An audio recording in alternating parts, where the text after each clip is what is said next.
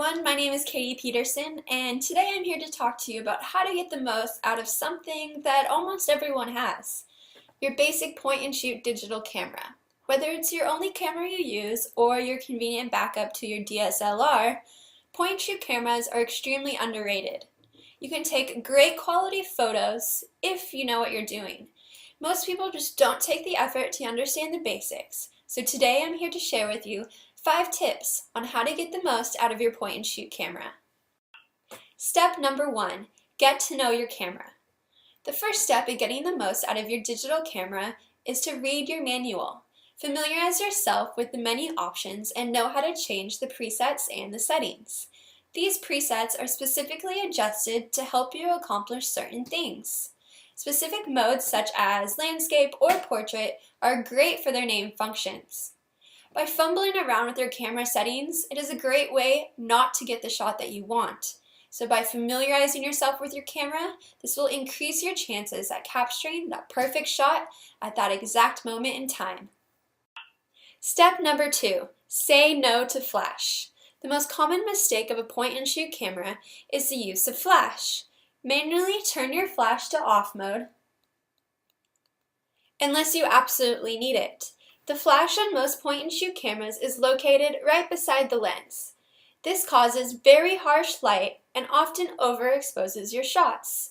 If you must use a flash, try to come up with a way to diffuse it. For example, take a piece of tracing paper, tape it right over the flash.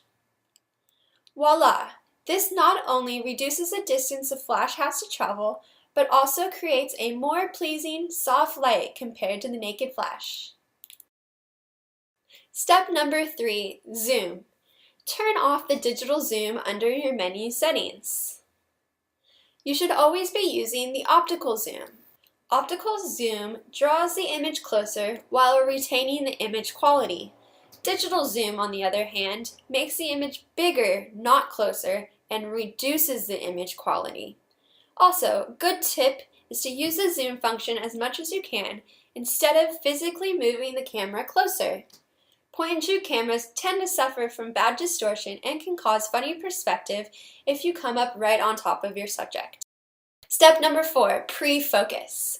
Point-and-shoot cameras often have a delay of a few seconds. When shooting, your camera does not want to take the picture until everything is just right, such as the focus and the lighting.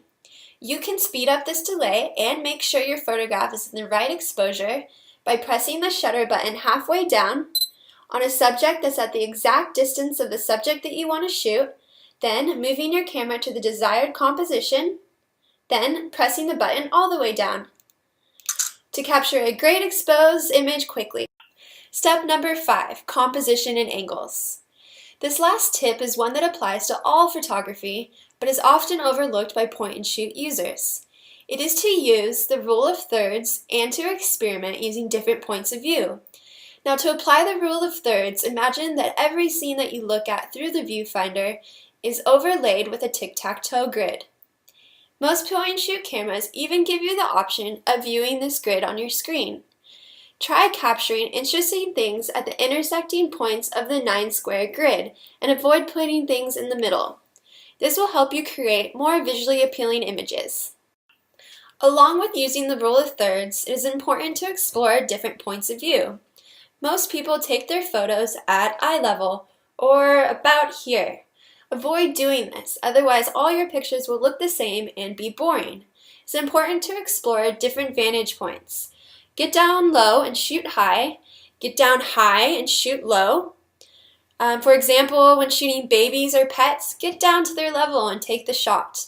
Use any unconventional ways you can think of to get that great, interesting photo.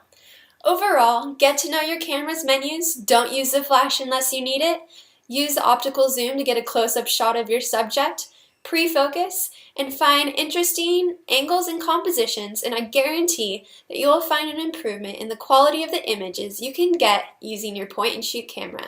Thank you for watching.